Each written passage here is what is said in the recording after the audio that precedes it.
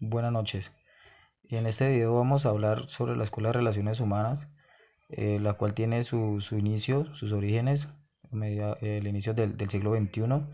Esto nos remonta más o menos a la década de la Primera Guerra Mundial, donde la conflagración de esta guerra y el abuso del taylorismo, la explotación laboral, hizo que se trataran de crear nuevos sistemas para impulsar y acomodar las horas laborales, los incentivos, los sueldos, y esto llevó a que hubiera un triunfo, por decirlo así, poco a poco, de que las empresas se volvieran más humanas y reconocieran más la mano humana, la mano de los obreros, y lo incluyeran en sus objetivos, ya que en ese tiempo no se tenía, no se les tenía muy en cuenta.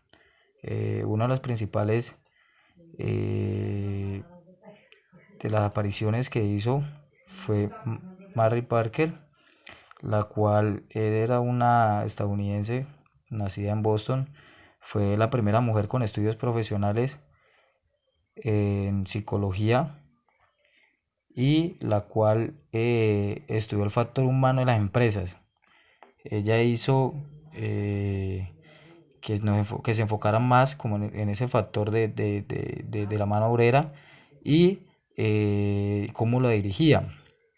Ella se enfocó en el método de Taylor y criticó muy duro pues el Taylorismo, ya que no tomaba en cuenta los factores humanos, sino que los tomaba como una forma mecanista, que los creía como si fueran máquinas o engranajes, por decirlo así, de una empresa, y se olvidaba de algunos aspectos de ellos. Eh, También informó que las organizaciones estaban abiertas a un conflicto permanente, ya que siempre a medida de que iban surgiendo nuevas cosas, iban surgiendo nuevos problemas, nuevos métodos, pero dijo que este conflicto permanente era bueno, ya que de acuerdo a este conflicto lo podían tomar de una forma positiva, escuchando las dos partes que se encontraban en diferencias, y de allí podían sacar conclusiones para resolver problemas que puedan favorecer a la empresa. Estos problemas tendrían que tener un jefe, por decir así, un director, un general, el gerente o, o el supervisor que tuviera estudios, que fuera muy consciente de lo que estaba haciendo, que supiera lo que estuviera haciendo, que estuviera atento a escuchar con atención lo que se estaba exponiendo para así brindar una solución, para que las dos partes pudieran pues llegar a un acuerdo, y de no llegar, el tratar de llegar a una solución lo más cercana con el objetivo que tenía la empresa. Eh, Todo implicaba que él diera como pues una guía, por decirlo así, y que fuera como coordinado entre las dos partes, velar de que estos acuerdos se concretaran, y de no ser así, pues él ya tomar como las riendas de dicha solución. Para ella existía una diferencia entre el poder y la autoridad. Una de estas, que era la autoridad, es la esencia moral, que es la que le da el reconocimiento social, que valoraba el trabajo de los obreros, la cual se encargaba de admirarle sus logros, sus cualidades, cómo ha trabajado en la empresa. Y el poder, y el poder era el uso exclusivo de la jerarquía. ¿Qué quiere decir esto? Que era como el jefe, por decirlo así, que era el que decía, se hace lo que yo diga, se tiene que hacer como yo digo, se hace como yo diga, y punto. Era como el exceso de poder, pues, por decirlo así. Ella se apoyó con parte de ver las formas, los problemas que dio como unas indicaciones como para resolver estos problemas, y dio tres indicaciones, tres pasos los cuales se tenían que seguir para resolver los problemas de la organización. Uno era el predominio, otro era el compromiso, los acuerdos insanos, que podría decirse que decía yo me apoyo si tú me apoyas, que muchas veces no era lo que realmente buscaba la empresa, sino que eran como los beneficios propios de cada una de las partes. Por decir, yo digo que yo voto por vos y usted vota por mí, pero sencillamente lo único que estaban buscando era como el beneficio propio de cada una de las partes. Y una que era el conflicto constructivo. ¿Qué significa el conflicto constructivo? El conflicto constructivo quiere decir que es las críticas constructivas se sentaban a analizar los problemas y ambas partes llegaron a un acuerdo que el cual fuera más cercano con el bien común de la empresa. Eh, la esencia, la esencia del trabajo directivo está en el uso de la autoridad de forma a coordinar al grupo humano. ¿Qué quiere decir eso? Que los directivos, la parte administrativa, son los encargados de que hacer de que todo el grupo humano, los trabajadores, los obreros, trabajen de una forma coordinada para llegar al bien común que quiere la empresa, a su objetivo, a su misión, que puedan trabajar de la forma más acorde posible y que puedan cumplir las metas que se tienen presupuestadas, que sea el que coordine, el que dirija, el que, el que lleve, por decir, las riendas así de todo y que pueda hacer de que ese grupo se trabaje en armonía. Ahora vamos con eh, el siguiente personaje, es el señor Elton Mayo, el cual nació en Australia, era un experto en psicología, factores sociales y relaciones. Se encargó de analizar, o mejor dicho, se profundizó en analizar el comportamiento humano en las empresas. Trabajó en una de las empresas más reconocidas, la Western Electric, ya que manejaba más de 40.000 empleados. Esta empresa era muy famosa, muy reconocida, eran de vital importancia. Ahí trato de dar a entender cuál tan importante era el factor humano en las empresas, mirando su comportamiento dentro de ella. Llegó para analizar en esta empresa cómo era el comportamiento humano, el comportamiento de la mano obrera, cómo era su comportamiento dentro de ella y cómo se comportaba con ciertos estudios. Hizo 3 experimentos, ya que el primero había salido mal a ciertos comportamientos, ya que habían tomado un grupo de personas, lo habían dividido, habían tratado de hacer unas pruebas, pero resulta que no pudieron dar con el objetivo, ya que cuando estaban haciendo el experimento, ellos separaron 2 grupos, uno lo dejaron por decirlo así, los dejaron pues expuestos a la luz y al otro grupo no, diciendo que los que estaban de pronto, cuál de los dos iban a trabajar en menos producción, cuál iba a ser menos, diciendo que el que estaba expuesto a la luz era el que menos producción iba a dar, pero al final se dieron cuenta de que fue muy parejo la producción.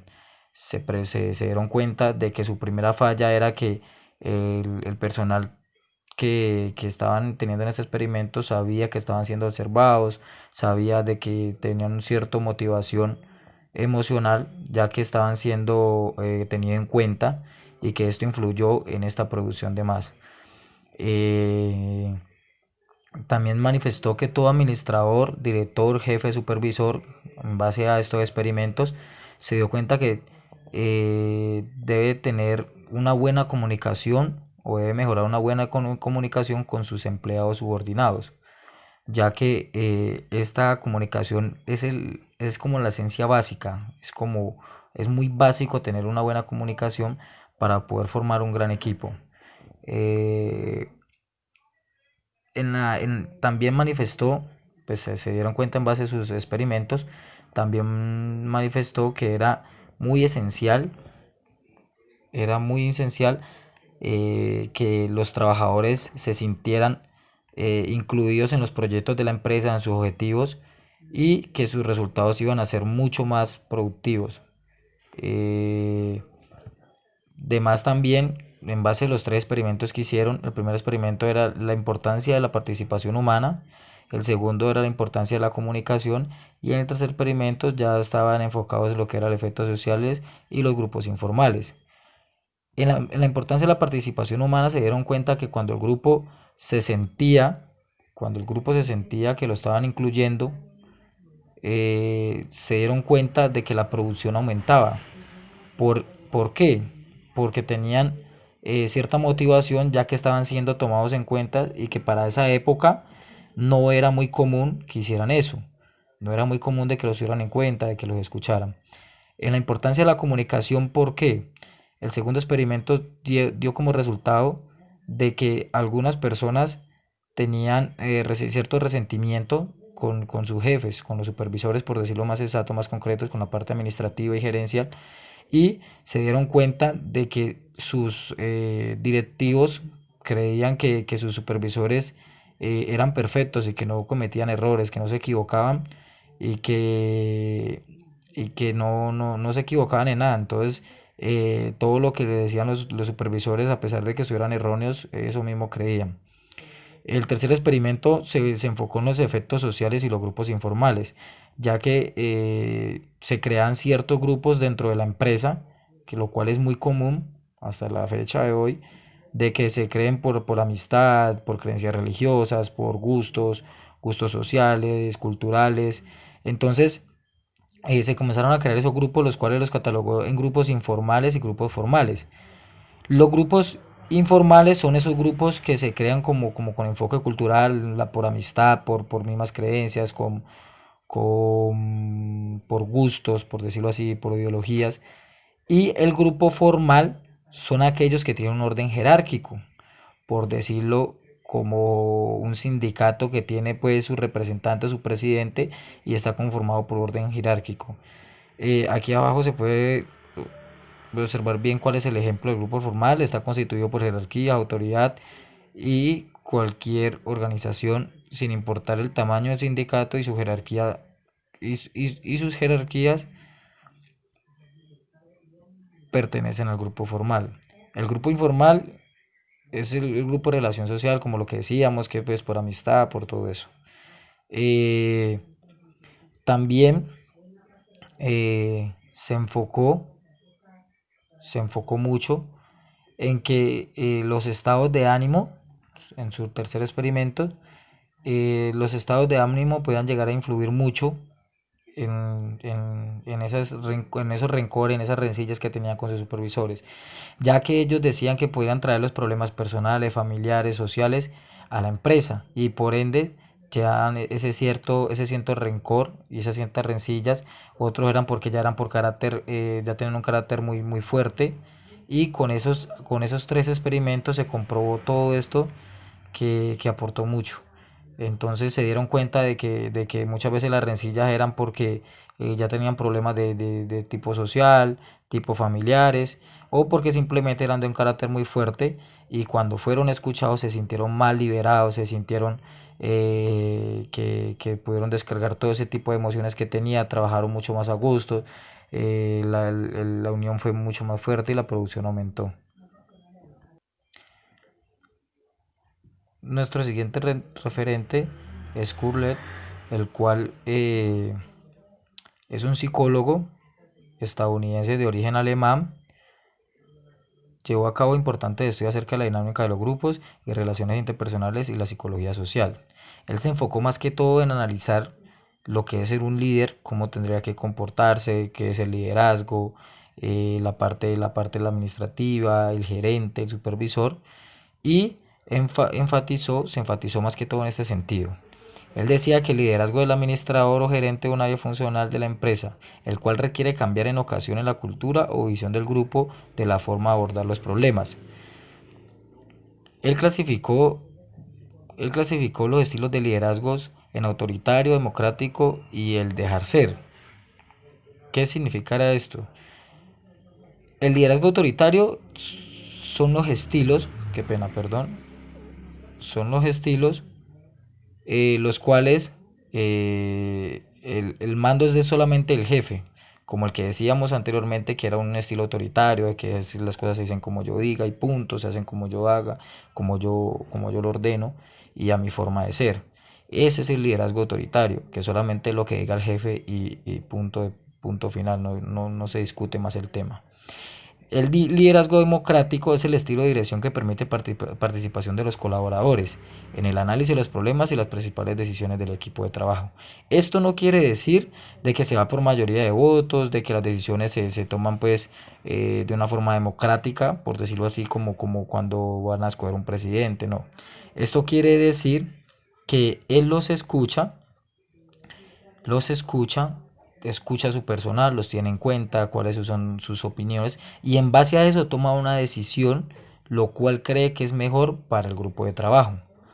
Y está el otro liderazgo que es el liderazgo dejar hacer o dejar pasar.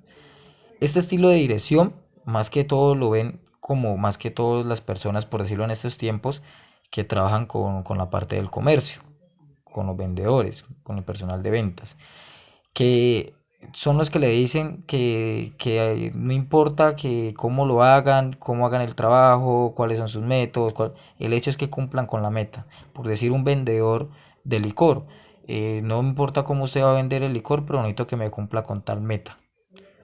Y muchas veces la autoridad solamente le rige a ellos cuando incumplen una norma muy específica, cuando la sanción tiene que ser muy fuerte o muy evidente ya porque se pasaron de los límites, pero por lo regular los dejan trabajar de la forma que quieren, como le parezca mejor o como siempre y cuando, sin importar las técnicas o la forma que utilicen, solamente les interesa que cumplan con los resultados como tal. Kurt también aportó que una empresa tiene que estar, no puede estar exenta a los cambios.